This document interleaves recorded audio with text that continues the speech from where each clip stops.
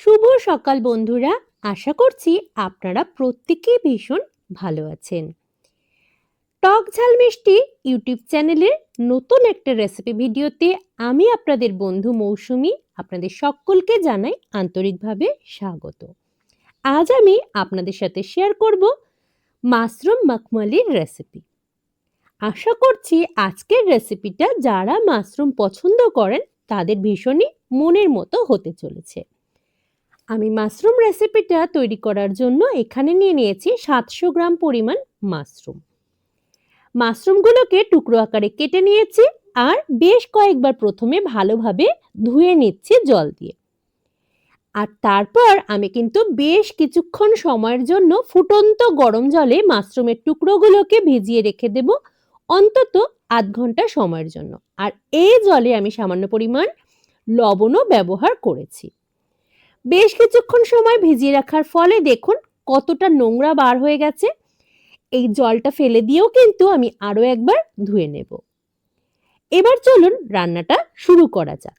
প্রথমেই নিয়ে নিয়েছি একটা কড়াই, আর রান্নাটা আমি সর্ষের তেলে করব।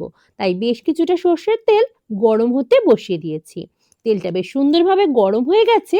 এবার আমি ফোড়ন হিসেবে নিয়ে নিচ্ছি গোটা জিরে এবং একটা চিড়ে নেওয়া শুকনো লঙ্কা।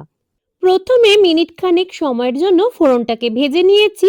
আর এবার দুটো বড় সাইজের আলু, যেটাকে আমি ছোট ছোট টুকরো আকারে কেটে নিয়েছিলাম, সেই সম্পূর্ণ আলুগুলোকে দিয়ে দিলাম তেলের মধ্যে। বেশ কিছু সময়ের জন্য আমি কিন্তু আলুগুলোকে ভেজে নেব। আলুগুলো ভাজার সময় আমি ব্যবহার করব পরিমাণ মতো লবণ এবং হলুদ। আলুগুলোকে যেভাবে আলু ভাজা হয়ে থাকে ঠিক সেভাবেই ভাজবো। আলুটা যত সুন্দরভাবে নরম হবে রান্নাটা তৈরি হয়ে যাওয়ার পর কিন্তু এই রান্নাটা খেতে ততটাই সুস্বাদু হবে। আলুটা অনেকটাই নরম হয়ে এসেছে। এবার দেখুন খুন্তিটা দিয়ে আমি মাঝখানের অংশটা তেলের জায়গাটা একটু ফাঁক করে নিলাম। আর এবার একটা থেতো করা রসুন, সেটা আমি ব্যবহার করলাম ওই তেলের মাঝখানে। আলাদাভাবেও কিন্তু আলুটা তুলে নিয়েও রসুন বা অন্যান্য যে সমস্ত উপকরণগুলো আমি ব্যবহার করব রান্নায় সেগুলো ভেজে নেওয়া যেত, কিন্তু আমি চাইছি আলুটা যাতে খুব সুন্দরভাবে সেদ্ধ হয়ে আসে, তাই আমি কিন্তু আলাদাভাবে তুলে নিলাম না আলুটা। এর মধ্যে প্রথমে রসুনটা বেশ কিছু সময়ের জন্য ভেজে নিলাম, আর তারপর এর মধ্যে যোগ করলাম 2 চামচ পরিমাণ আদা বাটা।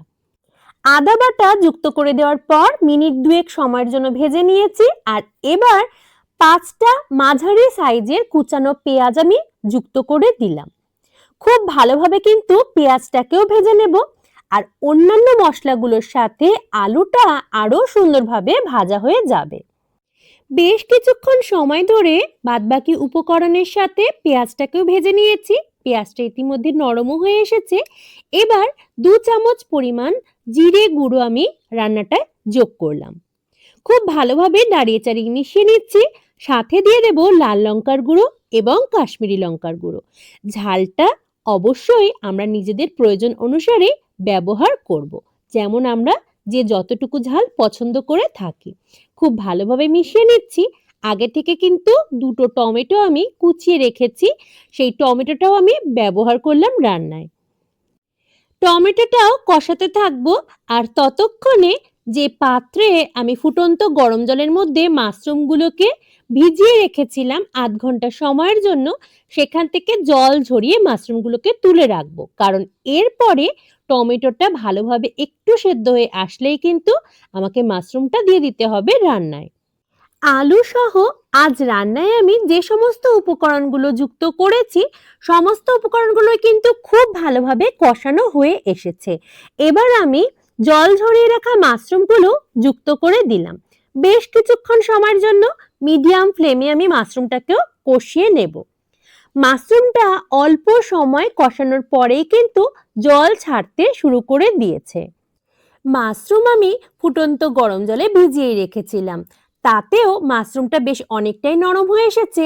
আর এই পর্যায়ে যতটা জল মাশরুম থেকে ছেড়েছিল সেটুকু শুকাতে শুকাতেই কিন্তু বাকি মাশরুমটুকুও সেদ্ধ হয়ে যাবে। আমি রান্নায় আজ কোনো প্রকার জলই ব্যবহার করব না। অনেকটাই মাশরুমটা কিন্তু শুকিয়ে এসেছে আর ইতিমধ্যেই খুন্তির সাহায্যে আমি দেখেও নিয়েছি মাশরুমটা সুন্দরভাবে সেদ্ধ হয়েও গেছে। এবার আমি রান্নার মধ্যে যোগ করব 1 চামচ পরিমাণ শাহি গরম মশলার গুঁড়ো এবং 1 চামচ পরিমাণ ঘি। খুব ভালোভাবে এই দুটো উপকরণকে খুন্তির সাহায্যে মিশিয়ে নেব আর তারপরে গ্যাসের ফ্লেমটা দেব অফ করে।